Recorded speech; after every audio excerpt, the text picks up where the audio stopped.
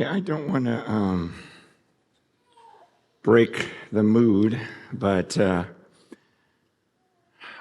want to get a point across, and I couldn't think of a better way to do it than this. So just humor me and follow along, and I promise you there's a point to it. This is remember overhead projectors? No? You guys don't remember those?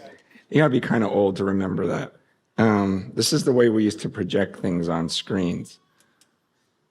He'd put a little transparency on here, and then when we'd worship, we'd kind of, put the song on there and everyone could read it. But so today I have, in this cup, I have roly-polies. Do you know those little pill bug things? And I'm just going to put them on the screen. And okay,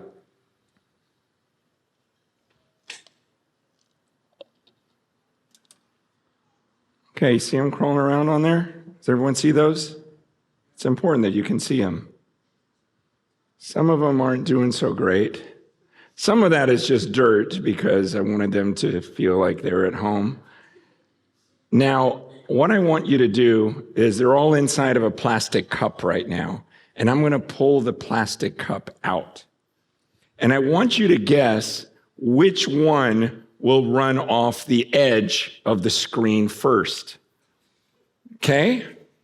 So I want you to pick one. I want you to feel this, like care about this. Like this is like the Olympics warm-up. Does everyone have a bug? Everyone have a bug? You have a good guess on what it is? Okay. I'm going to release it, and I want you to cheer for your bug. Okay? I want them to hear this. You ready?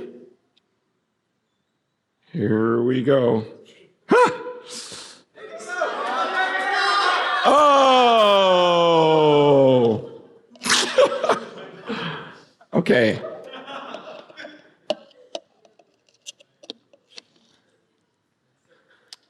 How many of you got it right? You picked the right bug. Okay, a few of you. Okay, very cool. What was the point in that? My point is, those bugs are oblivious to what just happened in this room, right? Right? All they see is their friends, and they're just, they've never been under such intense light before, and they just started walking. Some didn't. My point is none of those guys know that you were staring at them, you were cheering for them, you were hoping one of them would get across the edge. They're just doing their thing. Meanwhile, we have all these humans in a room actually cheering for these bugs.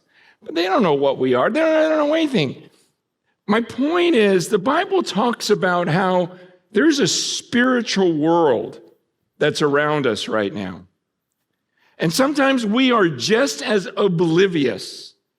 When Hebrews talks about how there's a great cloud of witnesses, and how in the book of Ephesians, Paul talks about how, hey, there are rulers and authorities. In fact, in chapter 6, he goes, we don't wrestle against flesh and blood, right? But against these rulers, against these authorities, against these cosmic powers of darkness in the heavenly realms. In chapter 1, he talks about how when Christ died and he was raised, he says he raised him above all rule, far above all rule and authority and power and dominion.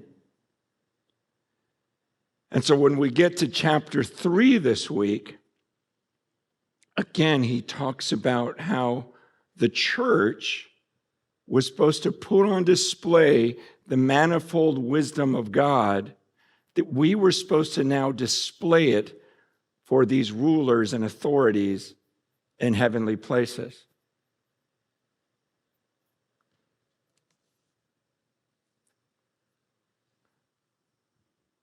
So right now, are there demons watching us?